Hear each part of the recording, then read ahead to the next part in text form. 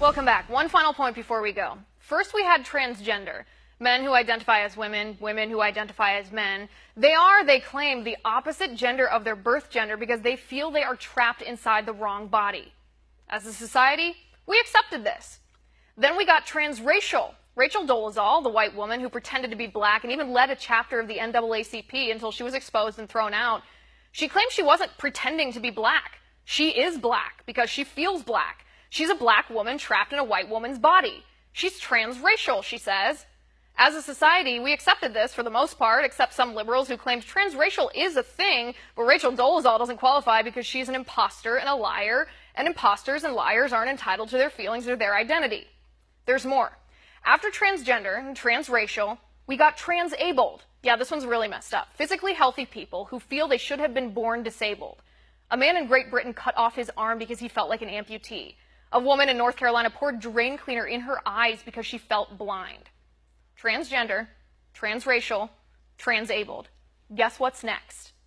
A grown man posting an ad on Craigslist wanting a nanny because he identifies as a baby. You can't make this stuff up.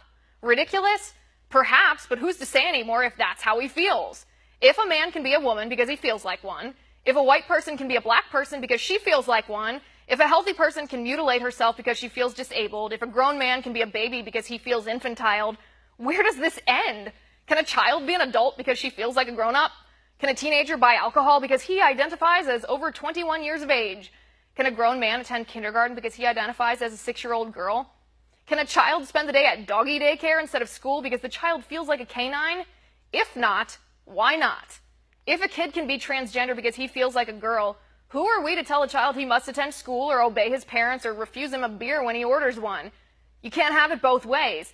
If children have a right to parents providing for them, and a man identifies as a child because he feels he is a child trapped in an adult body, and if we're playing by these twisted, disordered, ridiculous rules where illusion and emotions trump objective truth, aren't we violating his rights by refusing him the love and care and financial support every child deserves?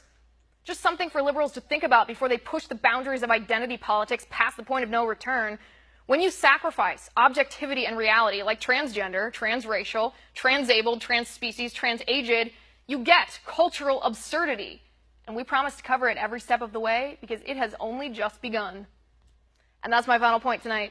You can reach me on Twitter at Liz_Wheeler. If you liked the show, please send me an email at oann.com/contact. In the meantime, catch us here tomorrow at 9 p.m. Eastern. And until then, have a good night.